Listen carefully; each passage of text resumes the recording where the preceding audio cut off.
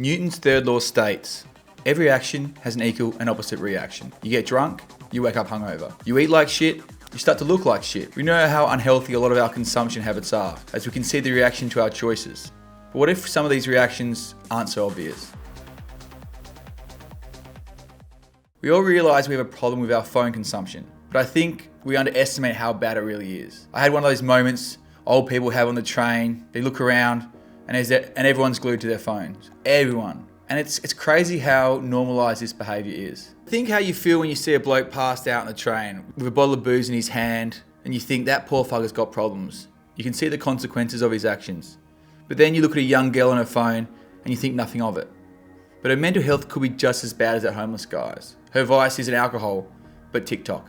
Now yes, that might sound a little extreme, but it feels like everyone is struggling with their mental health, battling anxiety, depression, struggling to stay focused for more than 5 minutes.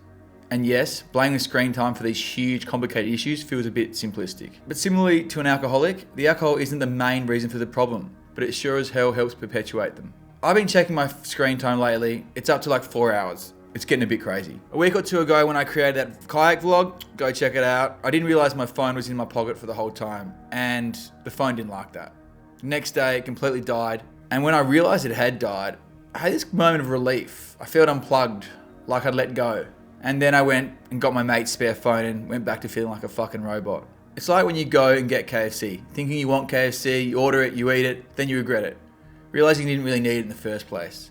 And I think if we were to unplug ourselves from our phones for an extended period of time, we'd realise we wouldn't need them.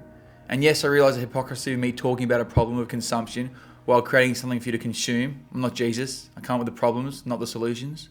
But hopefully this video makes you think about your own consumption habits for a brief minute until you forget about it and go back to burning your retinas again. But if you do want to make some change, go check out your watch time to see how bad it really is. And if you really want to delve deeper into this, I highly suggest reading Stolen Focus by Johann Hari. And read the fucking thing. Yes, audiobooks are good because we're all so busy looking at our phones to read, but actually putting the effort into reading something, it's a nice little win. See you tomorrow.